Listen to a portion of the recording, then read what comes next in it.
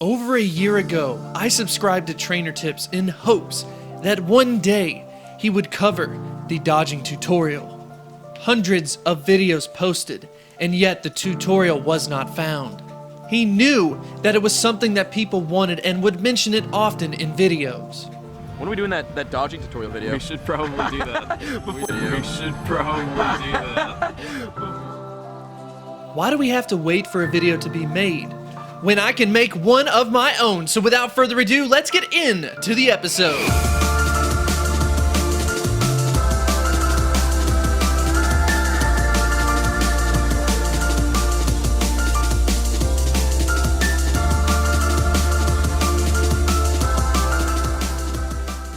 What is up, everybody? My name is Famous. If you are new to the channel, I do want to say welcome.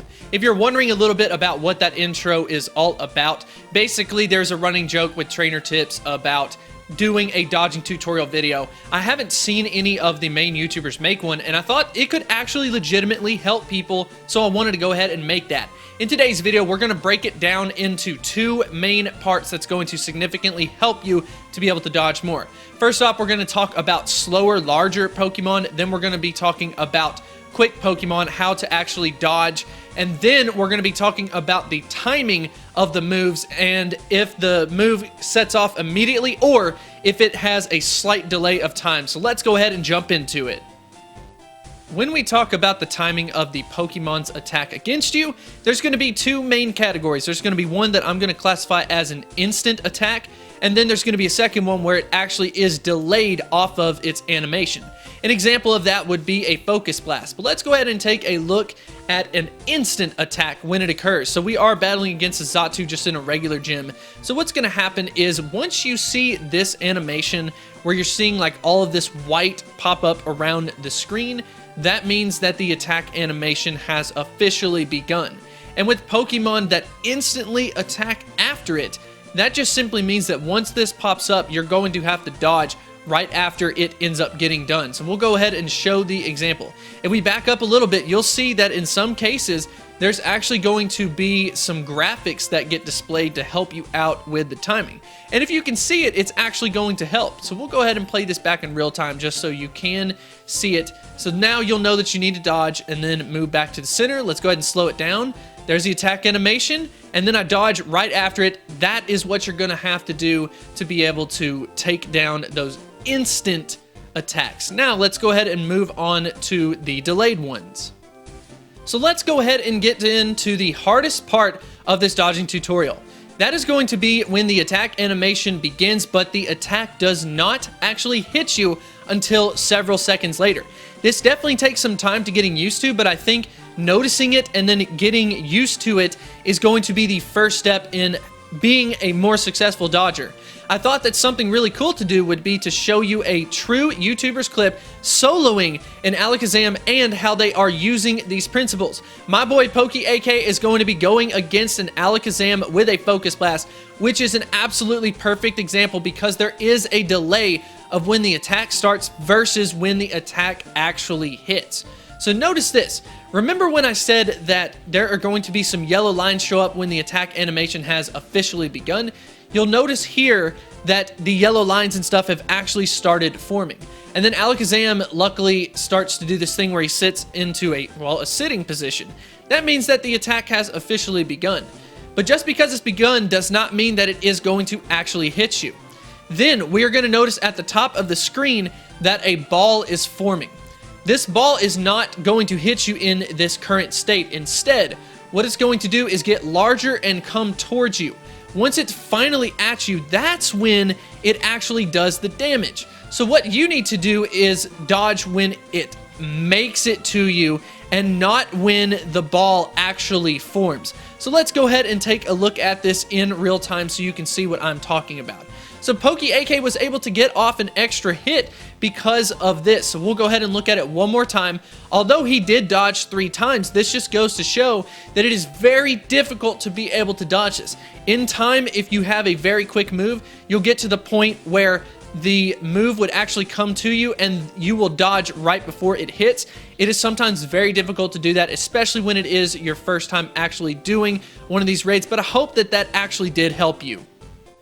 When we talk about the larger, slower Pokemon, there's a couple things that kind of hold it back and make it very difficult to dodge. First things first is going to be the obstruction of the vision.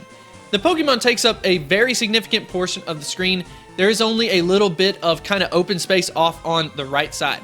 So a mistake that I was making initially was that I was dodging to the right. And what I ended up realizing that was happening was the camera tries to readjust, and in doing so, it makes the Pokemon take up more of the screen by doing that. So I actually had a viewer comment on the comment section a couple of videos ago suggesting that I should actually dodge to the left because it's going to actually open up the screen to make it much more easy to see. I'm going to go ahead and show you what that looks like. So there we go. When we go ahead and back this up, you're going to notice that the screen is wide open in this case, and that helps me to be able to see what's actually going on. As far as a suggestion for raids, I would say that just dodging to the left one time is probably going to be your best bet versus dodging to the left and then moving back to the neutral position. Let's talk a little bit about the Pokemon that are going to be able to move around a little bit quicker. And we're going to showcase something that is also very important. And that's going to be that every Pokemon dodges in its own way as far as the animation goes. So let's go ahead and take a look at what happens with Raikou. This is going to be in real time just to show you how, I guess, awkward the dodging animation actually is for Raikou. It jumps up in the air, it pauses, and then it lands. That can sometimes make it a little bit difficult to be able to time when you actually land, but this is important to show you why you only need to dodge when it is absolutely necessary, because if you were to dodge 2, 3, 4 times with Raikou in a row, because of that little delay, you're going to end up wasting a lot of seconds. So let's go ahead and take a look at how Raikou will dodge when it is going against a charge move. When we're taking a look at this, as always, something that I have pointed out to you is going to be the attacking animation actually beginning. Luckily, with a Pokemon like Espeon, it is fairly obvious when this attacking animation is actually beginning because of the outside of the screen. If you take a look at that, the yellow is actually showing up, indicating it is about to start. We'll go ahead and back it up and then play it in real time. It has begun, and notice that I did the dodge there. I dodged twice, but the first time was actually going to be good enough to be able to do it. So that does conclude the episode. In a quick summary, what I would recommend is to go out and practice it with some of the Pokemon that you would actually attack with. Go ahead and do it in a gym battle versus a actual raid boss. Get used to it. Do not let your Pokemon faint because we are getting much less revives than what we used to have. So just make sure that you run away. You're not losing any type of resources. Once you start picking up on these animations, you're going to feel more confident with actually going out and doing solos. But I hope you did enjoy the episode, and if you did, be sure to like and subscribe, and I will see you next time.